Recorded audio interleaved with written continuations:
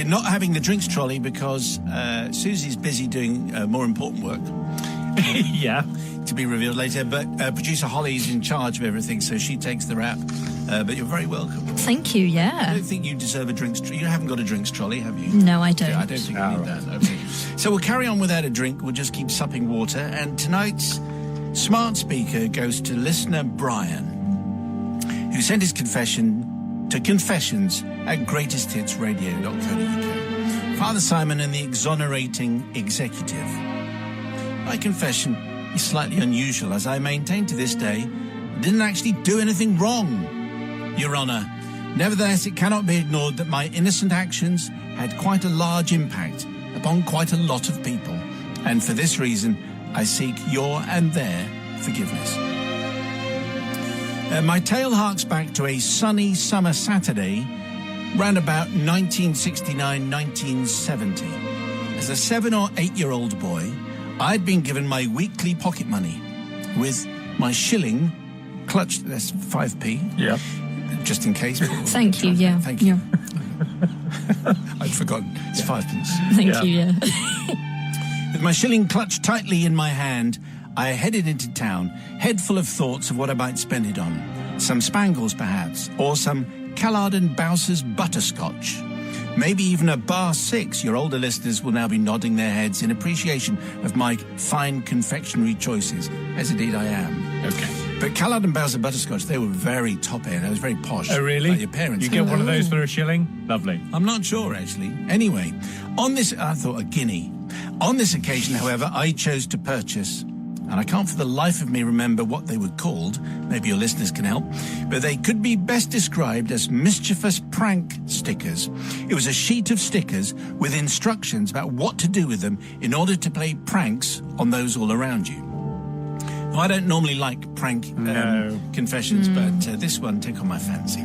For instance, there was a sticker of a housefly, and the instruction to place this on a sugar lump in the sugar bowl. Different day. Sugar lumps. Sugar lumps, remember Sugar that? bowls. No. The idea being that a grown-up would see it and try and waft it away with their hands, but of course it wouldn't move because it was a sticker. Such fun. But this was 1969. Yeah. Another sticker was a thin, jagged line on a clear background, which came with the instruction to place it across the corner of a window, giving the appearance of cracked glass. T and indeed E. Hilarious consequences abounding. However, the sticker at the heart of my confession was one which I have to admit I didn't truly understand. It was a solid red rectangle, inside of which were the words, "Condemned meat," in bold white capitals. Okay. My young brain had no idea what this word meant or why it might be funny, but I duly followed the instructions, which were to place the sticker upon some meat in the fridge. So I opened my fridge, and lo and behold, there was a fresh, plump chicken purchased earlier that day by my mother, and no doubt intended to be the centerpiece of the family meal that evening. Having administered the sticker to the protective wrapping, I replaced the chicken and, thinking no more about it, headed off to find friends for yet another weekend full of cricket, football, drinking lemonade, riding our bikes, and good honest fun. Summers back then seemed endless and always warm, by the way.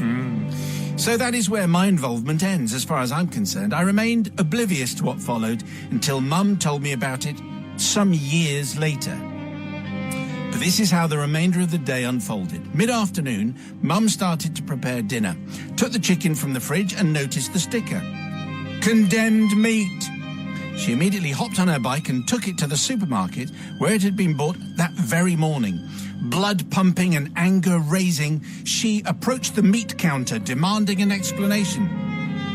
The manager was called, who, on seeing the chicken with my sticker, apparently went white with shock, thought about it for a few seconds, and then took the only option available to him.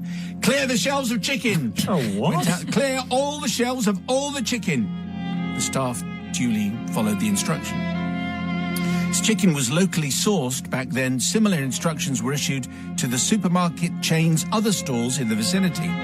Mum was no doubt reimbursed with sausages or a pie or something, so we didn't go hungry, but I feel I should apologise to my mother, to the supermarket manager, but mostly to all the families in the vicinity who were hoping to have roast chicken that weekend and who had to make do with something else instead. Also, I should confess and apologise to the head butcher at the supermarket who copped the wrath of the area manager, a small, uneventful man by the name of Terence. And if anyone out there remembers these stickers and could remind me what they were called, I would be forever grateful. Anyway, you see, I think that's kind of funny, really, in a strange, cacophonous way. Great fun could be had with those stickers. I vaguely remember them, I think. Anyway, let's check in with but a lot of inconvenience for a lot of people. Yeah, no, a lot that's of true. anger raised at the head butcher for this supermarket. Sister Holly. Lots of reasons why I don't forgive this one. Firstly, pranking stickers. This sounds very lame. No offence. Maybe they were very bored in 1969. I don't know. But also, condemned meat. Wouldn't it be funny to put a condemned meat sticker on something totally random that wasn't meat? Just on a random lamp or something. I would find that more funny than on a piece of meat itself.